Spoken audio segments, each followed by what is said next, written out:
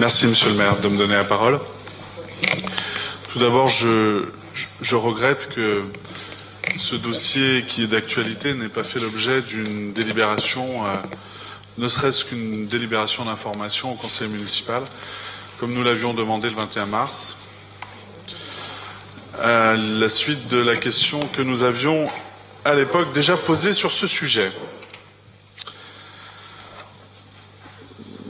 J'ai préparé un certain nombre de choses, alors si vous ne me répondez pas, ça va être un peu dommage, mais je note qu'en revanche, vous avez tout à fait pris le temps nécessaire, comme nous d'ailleurs, pour diffuser des documents aux Chambériens sous forme de lettres ouvertes, ce qui est tout à fait légitime.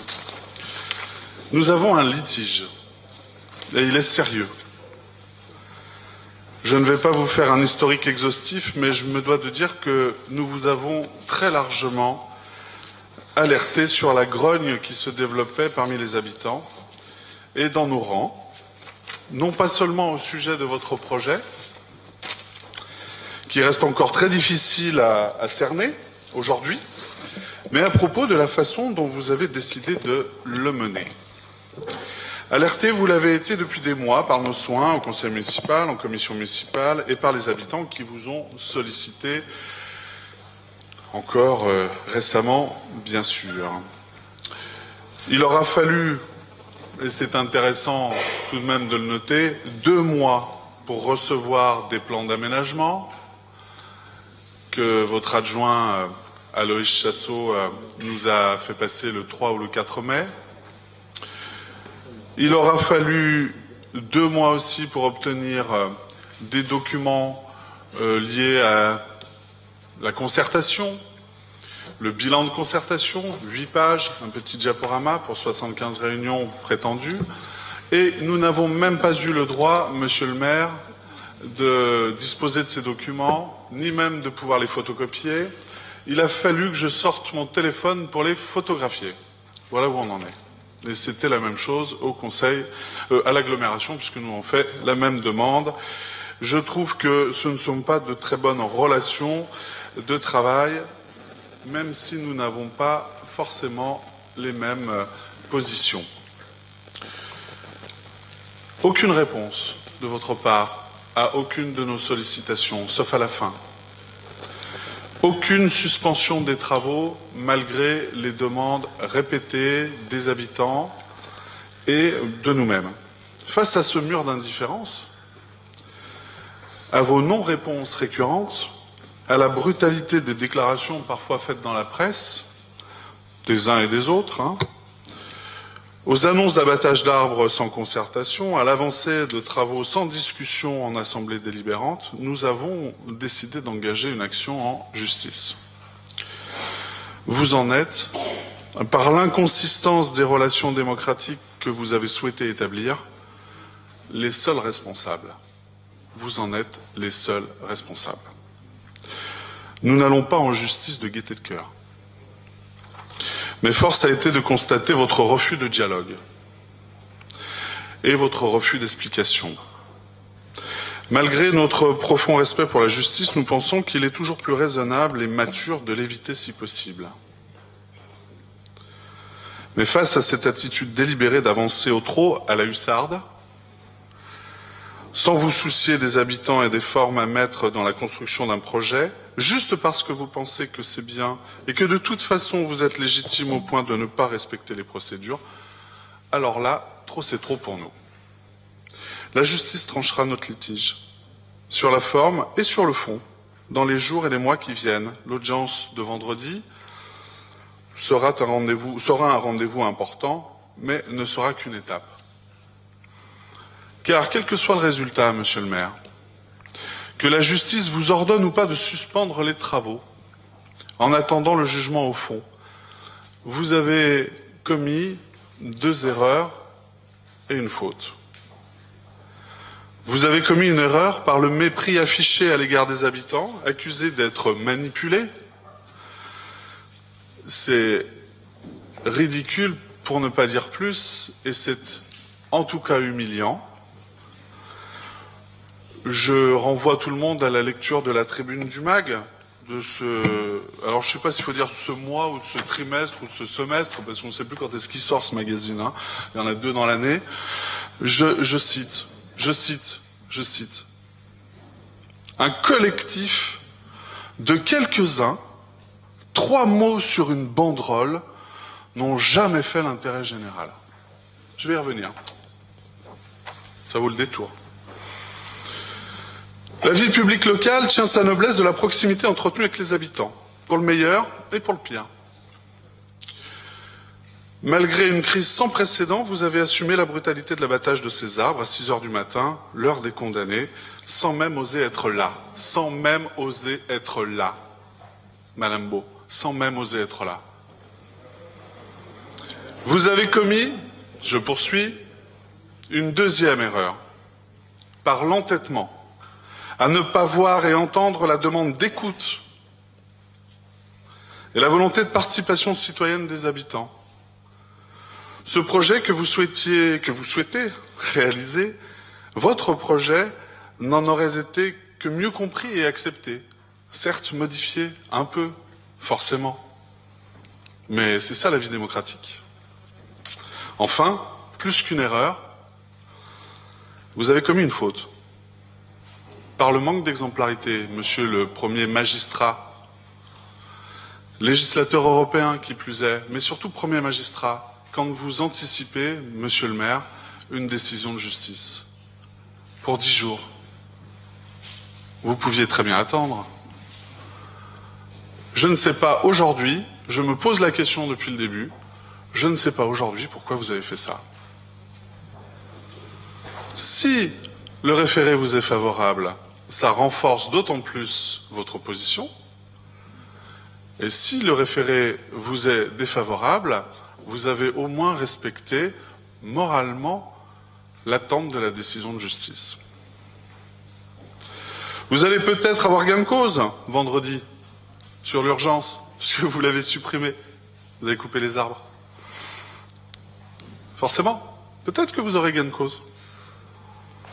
Mais la justice fera son œuvre sur le fond et vous montrez un visage brutal, sans vergogne, notamment vis-à-vis des autorités judiciaires. Quoi qu'il arrive, vous aurez été je ne sais pas qui a pris la décision, qui a anticipé une décision de justice, qui a traité les habitants avec condescendance au prétexte de votre légitimité que personne ici ne conteste, et certainement pas nous. Personne. Puis, puisque détenteur d'un pouvoir, vous le dites vous-même dans votre lettre aux Chambériens, qui est datée du 12 mai, vous parlez de pouvoir. Vous parlez beaucoup de nous aussi. Marrant, vous parlez aux Chambériens de nous. C'est assez étonnant. C'est un peu récurrent, hein, depuis 2 ans d'ailleurs. C'est bien, c'est touchant. On est là pour ça, hein, on est là pour ça. C'est une erreur supplémentaire que de confondre pouvoir et responsabilité. Car c'est une responsabilité que d'être le garant de l'équilibre de notre ville. Une responsabilité que de considérer chacun de ses habitants comme méritant d'être écouté, monsieur le maire. Une responsabilité que de faire des choix guidés par l'intérêt général, effectivement.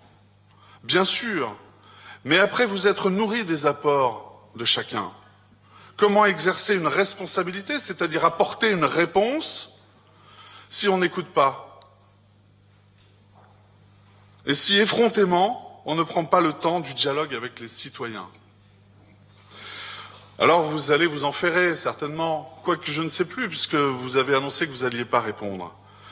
Vous allez peut-être nous dire que vous avez fait une concertation sans précédent. 75 réunions. Allez le dire aux Chambériens. Allez le dire aux Chambériens. Ils en ont vu 3. Et encore 2. Une à Bissy, une à Chambéry-le-Vieux, et une 3e pour les associations. Le Chambérien, il s'est dit, c'est pour les associations, c'est pas pour moi. Même si beaucoup de Chambériens sont dans les associations, bien sûr. Vous en avez fait 2 autres. Une à Barbie, à la demande du maire, et une à la Motte, Servolex, à la demande du maire aussi, me semble-t-il. On est loin des 75. On est loin des 75. D'ailleurs, vous en faites la liste dans votre diaporama, que j'ai pris en photo, puisque vous n'avez pas voulu me le donner. Vous en faites la liste. Alors ça arrive déjà, on n'arrive pas à 75, et puis bon voilà, on compte comme réunion un rendez-vous avec l'architecte des bâtiments de France. Ouais, bon, pourquoi pas? C'est du travail normal. C'est le montage habituel de votre dossier de façon à avancer sur votre projet. C'est tout à fait légitime, mais ne dites pas que c'est 75 réunions où les chambériens ont pu s'exprimer, c'est pas possible. On continue, s'il vous plaît. Donnez-nous des dates, des synthèses. Donnez-nous ces éléments. On n'a rien. Ni qualitatif, comme vous le disiez dans la presse, Madame Beau, ni quantitatif. Chacun sait ici qu'il n'y a en réalité pas eu de véritable concertation. Alors vous allez me dire que vous avez, vous, jamais fait ce que nous avons fait, c'est-à-dire déférer en justice. Oui, peut-être. En tout cas, pas le dernier mandat, c'est vrai. Avant, je ne sais pas. C'est amusant, cette perpétuelle comparaison dans laquelle vous êtes. Est-ce qu'il y avait un motif quelconque de déférer précédemment? Je vous pose la question, mais peut-être que vous ne me répondrez pas. Tous les grands projets ont fait l'objet par le passé d'une concertation nourrie, d'informations largement diffusées. Il y a eu une maquette à l'hôtel de Cordon du projet Chemetov. Il y a eu un stand de la foire en 2012 qui a été complètement, entièrement dédié à la question. Les gens ont pu voir ce qui allait se passer. Vous-même, vous avez pu.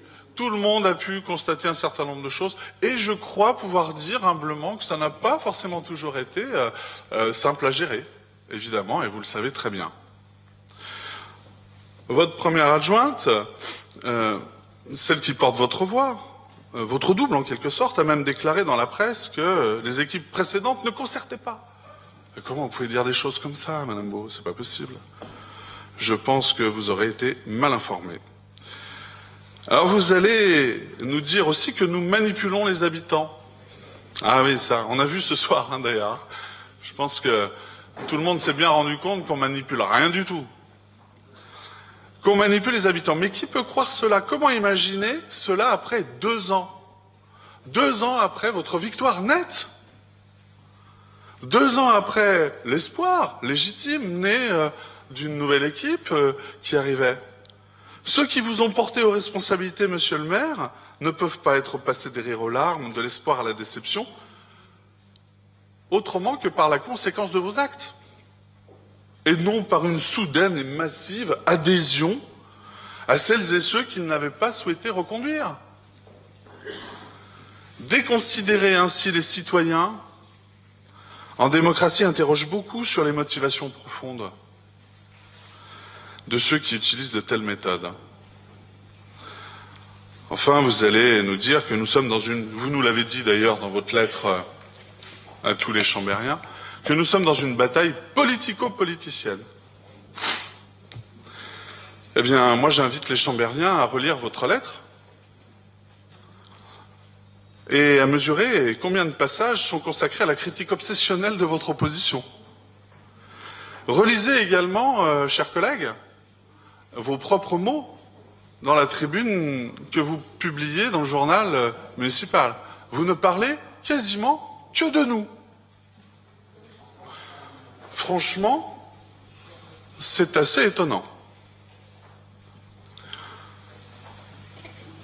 Enfin,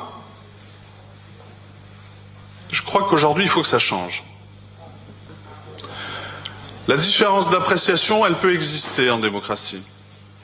La diversité des opinions et des projets ne peut pas, à elle seule, justifier ce genre d'attaque et ce ton que vous employez régulièrement à l'écrit ou à l'oral. Que cela vous plaise ou non, il existe une minorité qui parfois s'oppose à vos projets. C'est comme ça. Ça n'a pas toujours été. Ça n'a pas toujours été. C'est assez récent, finalement, dans la démocratie municipale. Ça date des années 80. Mais il y en a une. Et elle pèse 45% des électeurs qui se sont exprimés. C'est pas rien. C'est pas rien. Voilà, c'est pas rien. C'est pas suffisant pour être à votre place, mais ça n'est pas rien. Ça n'est pas rien, monsieur Perroton. Jamais nous n'avons eu à connaître une telle gouvernance dans cette ville. Jamais. Quelles que soient les personnes qui les ont dirigées, les équipes. Jamais nous n'avons eu une telle hystérisation des débats. Jamais nous n'avons eu une telle mobilisation des citoyens Quelles que soient leurs convictions, plus de 7000 personnes, même au plus fort des tensions sur le projet Chemetov, et vous le savez très bien. Alors nous en appelons à votre sens des responsabilités. Qui peut raisonnablement penser autour de cette table que nous allons et que nous pouvons tous continuer à travailler, à administrer cette ville que nous aimons tous, puisque nous avons choisi de nous y engager, né ou pas ici, Monsieur Davoine, de cette façon, dans cette ambiance délétère, insupportablement délétère, pendant encore 4 ans. Ce n'est l'intérêt de personne ici, et d'abord pas des Chambériens. Nous allons voter ce vœu, vous allez le rejeter. Mais quel que soit le résultat du référé de vendredi, nous vous demandons officiellement un rendez-vous dans les jours qui suivront pour remettre à plat nos modes de fonctionnement et assainir les relations de travail. Voyez cette demande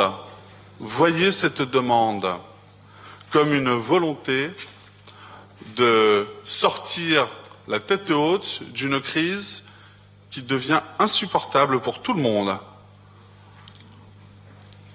Une main tendue que j'espère vous comprendrez comme telle. Nous vous proposons donc le vœu suivant. J'en fais lecture.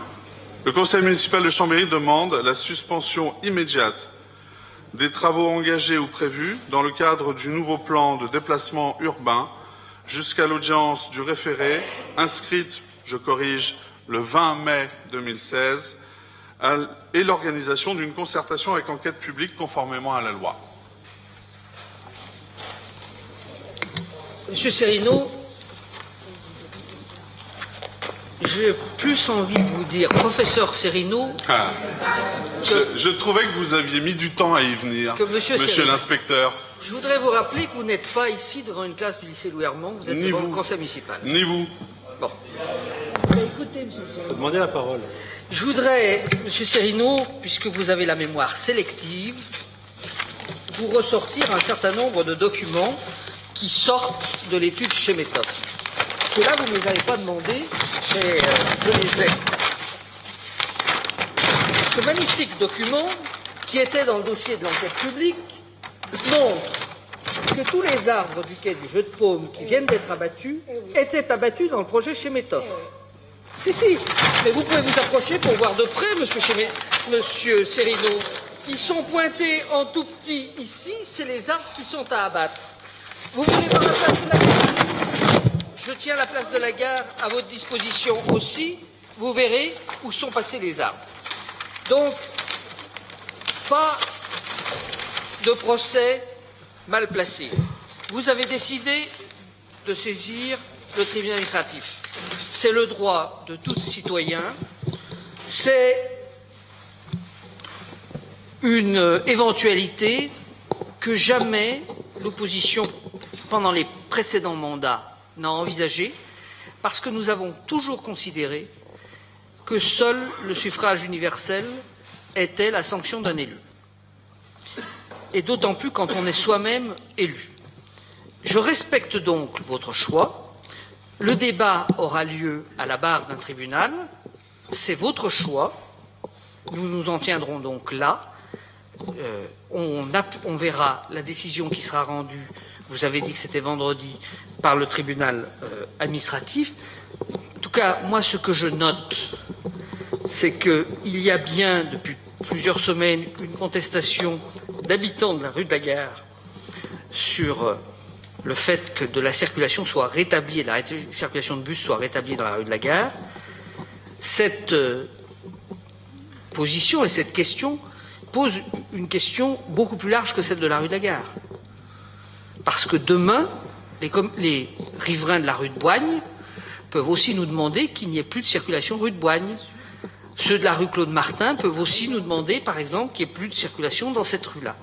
Donc, il y a un problème, il y a des préoccupations de livraison, de proximité, etc., auxquelles nous sommes est forcé de répondre. Et puis ensuite, il y a eu une mayonnaise qui a été montée autour des arbres. J'utilise volontairement le mot mayonnaise. Il se trouve que plusieurs de mes proches sont passés sur le site de manière non volontaire. Quand on explique que la ville va faire des parkings à la place du Vernet, je comprends tout à fait, Monsieur Cerino, mais je peux vous amener les personnes à qui ça a été expliqué. Bon, mais peut-être. Mais alors, si c'est pas vous, n'utilisez pas les 7000 signatures comme argumentaire. Voilà. Bon. Donc, non, je suis pas dans le mépris, je suis dans la réalité. Je suis dans la réalité. Mais, M. Cerino, nous faisons dans cette affaire-là cause commune. Vous aviez prévu de les abattre. Si, je tiens les dossiers à votre disposition. Je tiens les dossiers à votre disposition. Très bien. Madame Laclais. Oui, monsieur le maire, moi je crois que le problème des arbres n'est que malheureusement le résultat d'une situation d'un manque de concertation sur lequel, comme l'a très bien dit Jean-Benoît Cerino, nous avons attiré votre attention. Vous répondez que tout ça est manipulation, mayonnaise montée par l'opposition. Écoutez, si vous le souhaitez le dire comme ça, je crois que chacun appréciera la réponse. Je ne pense pas qu'elle soit aujourd'hui à la hauteur des attentes des habitants.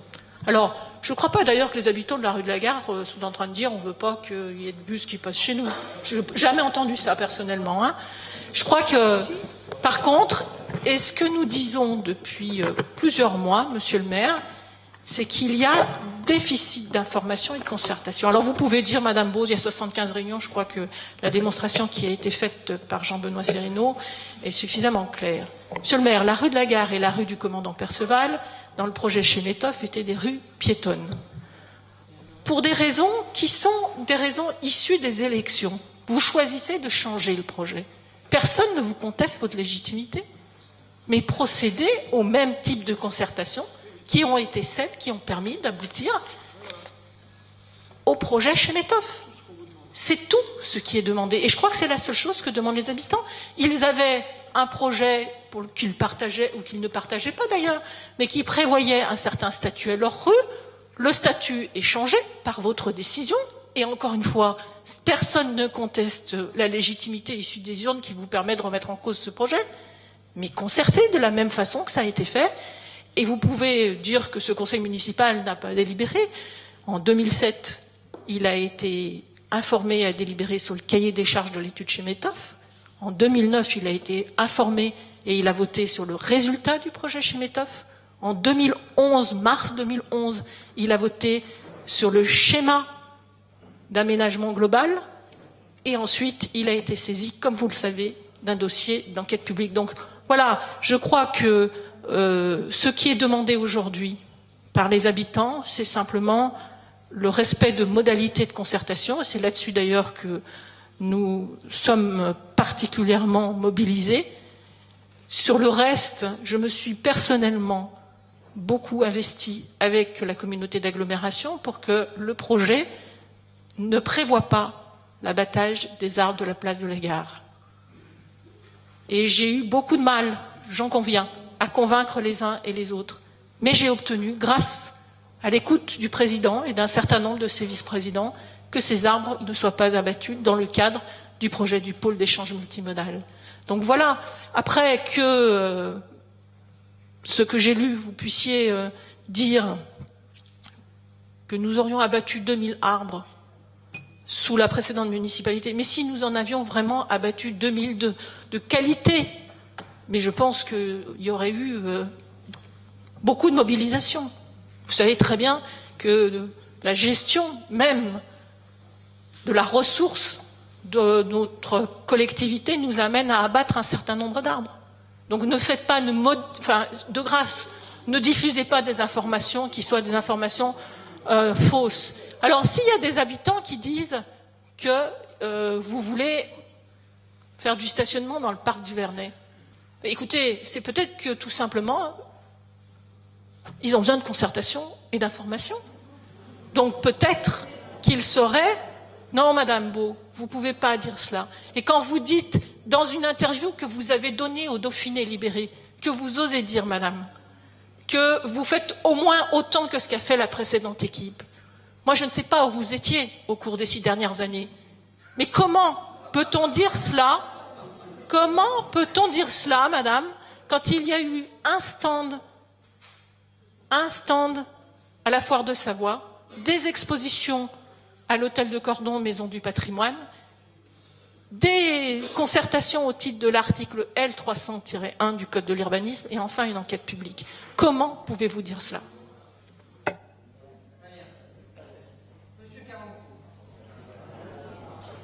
Oui, monsieur le maire, vous pouvez présenter les plans du projet Chemetov justement parce qu'ils ont été publics, rendus publics. Vous avez parlé de 75 réunions. On sait qu'à Chambéry, il y a eu 3 vraies réunions ouvertes au public. Il y a eu un diaporama qui a été présenté, j'allais dire furtivement, très difficile de revenir sur les images. Ce diaporama n'a jamais été rendu public. Quand j'ai demandé à Madame Beau en commission transport de l'Agglo pourquoi il n'était pas sur le site Chambéry Mobile, elle m'a répondu il y a plusieurs mois « Ah, il n'y est pas, ça doit être un oubli ».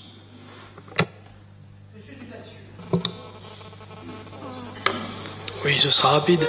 2 choses. La différence entre le projet de requalification de l'axe de la Lesse, dit projet Chemetov, et votre projet, en plus effectivement de la conception, de la concertation qui n'étaient pas du tout les mêmes et qui n'ont pas suivi les mêmes procédures, il y a une différence fondamentale, c'est que d'un côté, on a un projet d'aménagement urbain avec des équipes d'architectes urbanistes qui ont travaillé la chose pendant 6 ans. Pendant 6 ans, les équipes ont travaillé, ont fait des allers-retours avec les services techniques, la population, les élus, etc. 6 ans. Où est l'architecte urbaniste dans votre projet? Et effectivement, ce que vous proposez sur le tronçon gare Jean-Pierre Véra, mais c'est catastrophique. Je veux dire, jamais un architecte urbaniste n'aurait pensé à cela. Je veux dire, le moindre technicien de base, effectivement, se dit il faut que je fasse passer des bus. Ah bah très bien, ça correspond, on les fait passer là. Mais c'est une catastrophe, ce projet d'aménagement. Donc il est là. Enfin, une des différences fondamentales, c'est qu'effectivement, il n'y a pas de conception d'aménagement urbaine dans votre projet. Quelques mots sur les arbres, parce qu'évidemment, chaque fois qu'il y a des problèmes, ça c'est bien connu, hein, Pasqua de votre parti disait quand il y a une affaire, créons une affaire dans l'affaire, et comme ça on parle vite d'autre chose. Bon, ben, effectivement, il y a eu un problème avec les arbres. Tout de suite, vous sortez qu'on aurait abattu 2000 arbres entre 2010 et 2014, sans préciser effectivement quel type d'arbre. Alors, moi, les chiffres, je les connais. Hein. J'invite M. Chassot, d'ailleurs, à se rapporter au fameux bilan des indicateurs de développement durable qui s'est arrêté avec ce mandat, puisque vous ne voulez plus en faire. Mais moi, j'ai les indicateurs du précédent mandat. Et j'ai donc un graphique qui fait état des arbres abattus entre 2008 et 2012, puisque le dernier rapport que j'ai, il a été approuvé en 2013.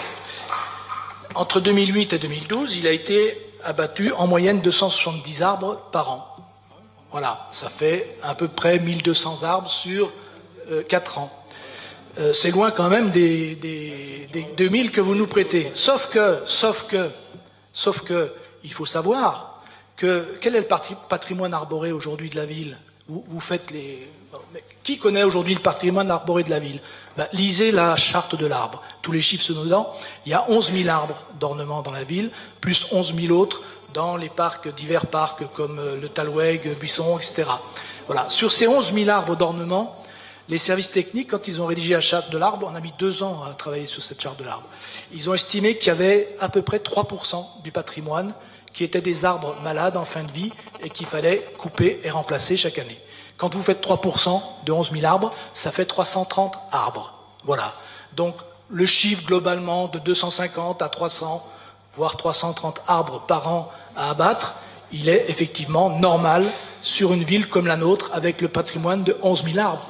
Rien à voir avec les 24 beaux tilleuls de 50 ans qui étaient en pleine force de l'âge que vous avez abattus de manière scandaleuse. Alors, un tilleul, vous savez, 50 ans, c'est vraiment la jeunesse, hein. Pour ceux qui connaissent un peu l'histoire, Sully, à la naissance du roi Henri III avait fait planter plus de 2000 arbres, plus de 2000 tilleuls en France. Il en reste encore 30, et il se trouve que j'en ai vu un de ces 30, je l'ai vu à 15 jours dans un petit village de Haute-Loire. 400 ans, le tilleul, 400 ans. Voilà ce que vous avez abattu négligemment il y a une semaine. Très bien. Moustapha Madi. Merci, monsieur le maire. Alors, moi, si je comprends bien, c'est que... Enfin, on ne peut rien faire tant qu'on n'a pas votre approbation. Si je comprends bien, c'est que les arbres, vous vous en foutez. Puisque... Si, c'est comme ça que je comprends. Et certains chambériens, et un bon nombre de chambériens aussi, comprennent ça, comme ça. Puisque... Tout à l'heure, vous avez demandé à Madame Beau où elle était quand on a abattu les arbres, là, les tilleuls, les 22. Et moi, j'ai l'impression que vous avez beaucoup plus de considération pour ces 22 arbres que les 200 que vous avez fait abattre, monsieur Dupassieux, sur Daniel Rops. C'est vrai, c'était une fois que vous étiez parti, c'est vrai, s'il vous plaît, laissez-moi parler, s'il vous plaît. C'est vrai, vous n'étiez plus là, mais c'est vous qui avez donné l'ordre d'abattre ces arbres. Et je peux vous parler d'un cèdre qui était dans le rond-point. Un cèdre, oui, 200, monsieur Dupassieux, c'est pas un. Je vous parle d'un cèdre qui faisait presque 30 mètres de haut, dans le rond-point de la rue du Berthier, que vous avez fait abattre. Et là, on vous a pas vu. Et je vous dis, monsieur Sirignon, on vous a pas vu. Vous étiez où, ce jour-là, quand on les a abattus? Voilà. Alors, c'est sûr, vous allez parler, vous allez dire, c'est vrai. Très bien, allez. Vous allez dire vous avez abattu que des arbres malades. Mais ce cèdre, là, dans ce rond-point, il n'était pas malade. Et d'autres encore. Non, mais il y en avait plusieurs. Et j'ai des photos, je pourrais vous les montrer d'avant et après. Voilà. Et oui, vous avez concerté. Et ben nous, on vous a fait économiser 2 ans et demi. Le résultat, les arbres ont été abattus quand même. Voilà. Allez, je vous propose de mettre aux voix ce vœu. Monsieur Sirignon, vous êtes largement exprimé. Je vous propose de mettre aux voix le vœu. Quels sont ceux qui sont pour ce vœu? Quels sont ceux qui sont contre le vœu? Le vœu n'est pas adopté. La prochaine séance du conseil municipal aura lieu le 15 juin. Et avant de conclure ce conseil municipal, je voudrais adresser un message de félicitations à l'équipe 1 du club de handball de Chambéry qui malheureusement a buté en demi-finale sur ceux qui deviendront les champions d'Europe le lendemain. Mais notre club a fait un très beau parcours en Coupe d'Europe. Il a porté haut les couleurs de notre ville et je veux que chacun des membres de cette équipe, le staff et surtout les dirigeants et aussi, l'équipe des dirigeants bénévoles du club soient remerciés et comprennent notre reconnaissance pour le parcours qui a été fait. Je vous remercie. Bonne soirée à tous.